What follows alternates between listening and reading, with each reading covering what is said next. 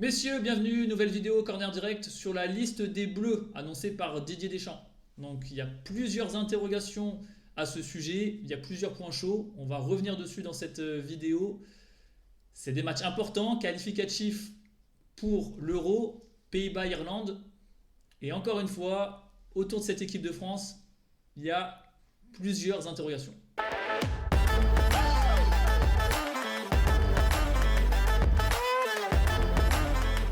La liste, elle s'affiche devant vous. C'est le premier point, il est sportif. Donc si on va prendre un peu les joueurs appelés en équipe de France, trois nouveaux, vous le voyez, Kefren Turam, Wesley Fofana, Brice Samba. Donc mérité, logique au vu de leur performance.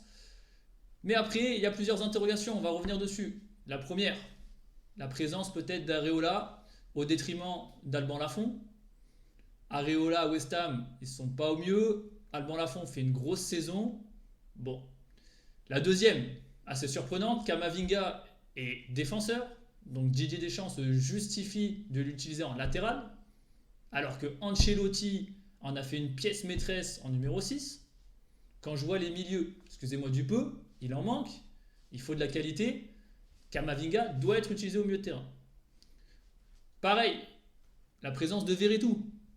Verretou fait partie des 23 meilleurs joueurs français. On peut me parler de blessure, je veux bien. On peut me parler d'ambiance de groupe.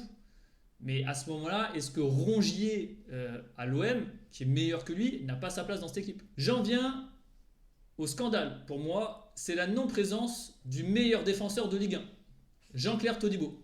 C'est pas moi qui le dis, hein. Je vous laisse regarder les stats. Monsieur 100%. Donc, très très bon défenseur. Il a en plus du ballon puisque c'est un relanceur. Je rappellerai à Didier Deschamps, s'il regarde un peu le football, que Nice est aussi le dernier club qualifié en Coupe d'Europe. Il le doit grandement à son capitaine bis, Todibo. Donc voilà, j'en viens à me poser une question. Où est la méritocratie là-dedans? Une liste de 23, ça doit être pour moi les 20 voire 23 meilleurs joueurs français sur le moment. Le point 2 que j'aborde, sportif toujours, c'est ce profil. On a toujours les mêmes profils appelés par Didier Deschamps. Alors on le sait, c'est basé sur son jeu, la contre-attaque. On veut du physique, on veut de la vitesse. Mais est-ce qu'à un moment donné, on ne pourrait pas donner la chance à des joueurs de ballon? Techniquement, on l'a vu sur les dernières prestations à la Coupe du Monde, c'était pauvre. Si ce n'est le néant dans le jeu. Donc le Maroc qui a été meilleur que la France, l'Argentine qui pendant 80 minutes a marché aussi sur les Bleus. Donc voilà, je ne comprends pas comment des Rongier, Enzo Lefebvre qui est actuellement espoir, à l'époque TJ Savanier ou encore Terrier, Bourigeaud, tous ces joueurs aussi de Ligue 1 qui pourraient avoir leur chance. Donc parler de copinage, c'est peut-être un peu fort, certains le disent. Parler aussi de Didier Deschamps avec certains clubs, OM, Monaco, qu'il a coaché, donc potentiellement qu'il aide peut-être aussi un petit peu. J'irai pas jusque-là, mais à un moment donné, va falloir que Didier Deschamps soit transparent là-dessus. Au-delà de ça, on va parler aussi de l'extra-sportif, qui est aussi en fonction de la Coupe du Monde. On a eu les retraites annoncées, logiques, celle de Loris Mandanda. Plus surprenant, et là encore c'est pas net, on a eu Raphaël Varane. Il s'est justifié, hein, Raphaël Varane. Hein. Il a fait un super post Instagram, incroyable comme moyen de communication. Usure mentale, usure physique. Bon, encore faut-il qu'il ne travaille pas à l'usine, Raphaël. 29 ans. Pour la petite anecdote, c'est le deuxième joueur français le plus jeune à annoncer sa retraite internationale. Et derrière ça, le cas Benzema, sur lequel Didier Deschamps n'a toujours pas été clair.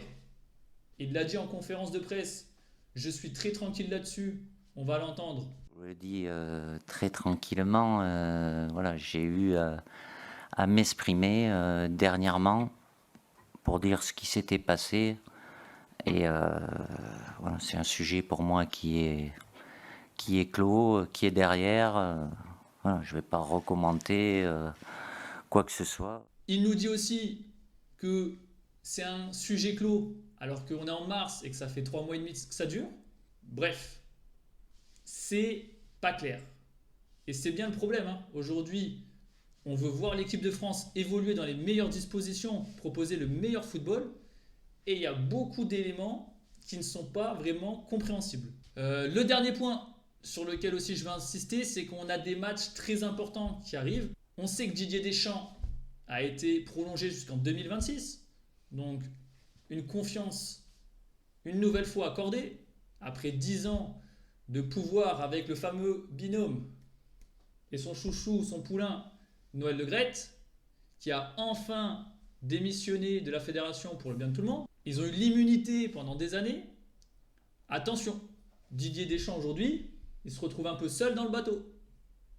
On a donné les clés un peu de tout, hein, de l'équipe pour moi et même de la fédé, voire au-delà, à Didier Deschamps. Il ne va pas falloir se louper dans les grandes échéances, mais il va aussi falloir que Didier communique, soit un peu plus transparent, pour qu'on ait tous ensemble une envie de suivre cette équipe. Un peu comme il se passe aussi chez les femmes, où avec tout ce qui se passe, on ne sait pas trop se situer.